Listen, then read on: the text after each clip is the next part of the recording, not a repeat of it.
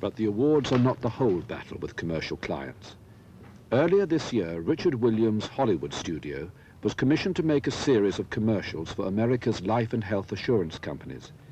This project became known as The Tree. Unknown to Richard Williams, the woman supervising the project had fallen ill, and things started to go wrong.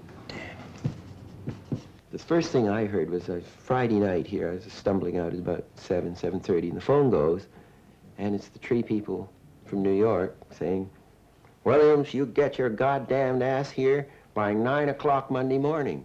I said, "What's the matter? What's the matter?" I said, 9. I said, "Can I come Tuesday, please? Because I've got a whole ton of stuff. I've got to be in my..." Sorry, "You'll have your ass here 9 o'clock Monday morning. You're personally responsible."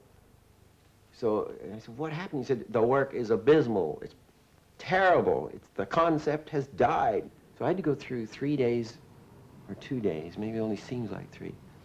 2 days of meetings with all the heads of all the insurance companies and saying, "It's my fault, it's my fault." And they're spreading drawings on the floor saying, "See, these drawings are terrible. I'm going to fix them. I fix them. If I can get on the plane now, I'll fix them." I said, "We can do the job.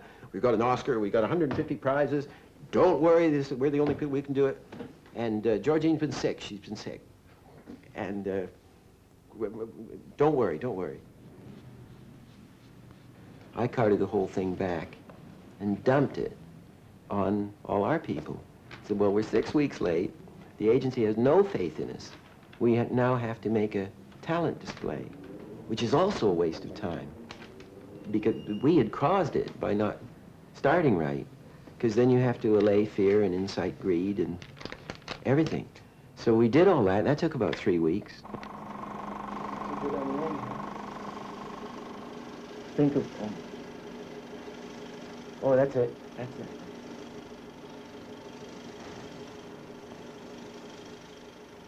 Oh, yeah, oh, yeah, yeah. The slow one, isn't it, Alan? First one. Is Wendy here? No. Isn't that interesting? Can I just say, on the Tree, if they won't give us the time, you have to drop the quality. I mean, you just drop it, and then you drop it again. If you're doing two sets of leaves a day, you have to do 4. The next day you have to do 6 or 8, and you just do. You know, this is commercials are an impact business.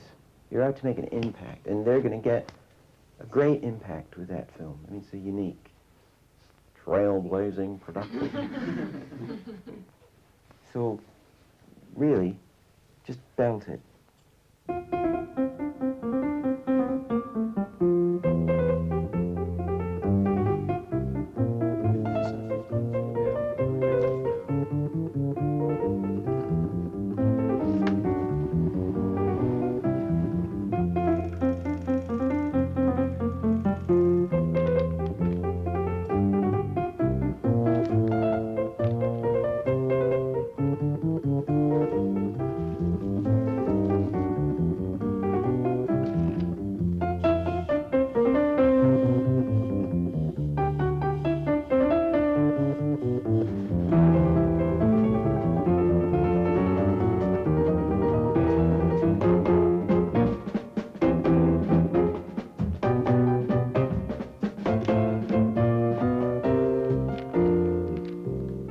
Finish, you don't know whether you've done a good job or a bad job, really. But I think we did very well under pressure. We did deliver, and we delivered well.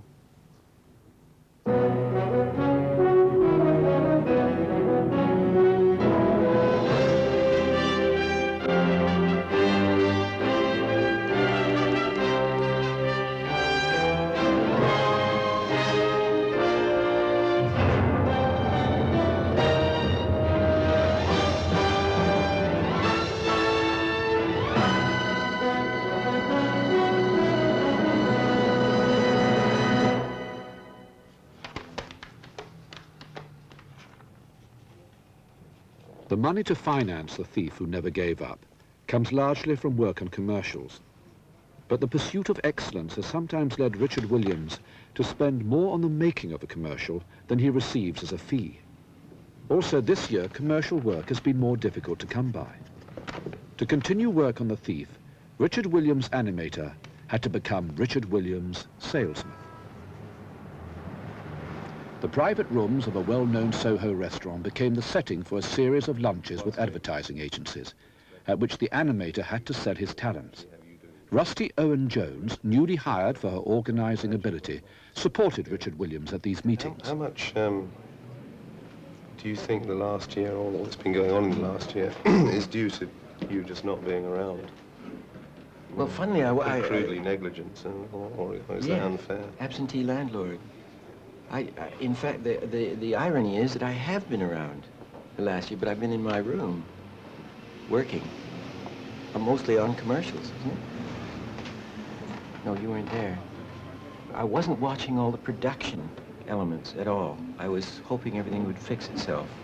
I mean, Russell, who's in the next, our best animators in the next room from me, and he burst in one day and he said, "God damn it," he says. I mean, he's frightfully British, but it's northern accent, I can't do it. But he said, we want our editing back. We want our camera back. I can't work under these conditions.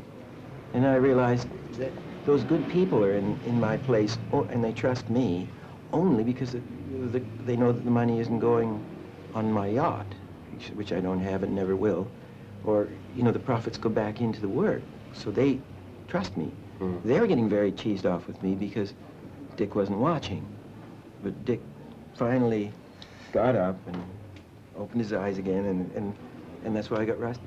At least it's working now. And I take him by the scruff of his neck and say, "Listen, you don't want to hear this, but there's a problem on this job, there's a problem on that job. You don't need to get involved." Does he respond? Yes.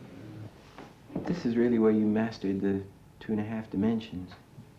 Perspective, don't you think? But always, whenever there is a spare moment, it's back to The Thief. Taking individual bits and having their own, not exactly point of perspective, but their parallel point of perspective, which is what the Persians seem to do.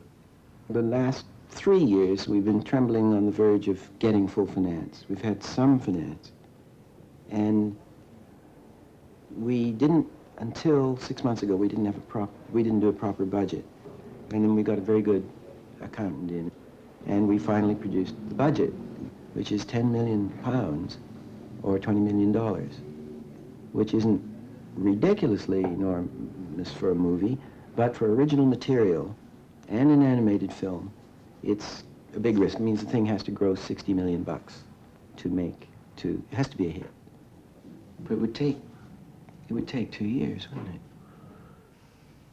I wonder if it would be suicide to start it before we got the money. Just to start it. I can't wait to finish it. I wish it was finished now. But it's not a mean, a lot of my friends are saying, oh, he'll never finish that thing. He just uses it to keep him sane while he does advertising. And I say, well, okay, if you're so smart, you put, what is it, $3 million we put into The Thief? That's a hell of a hobby.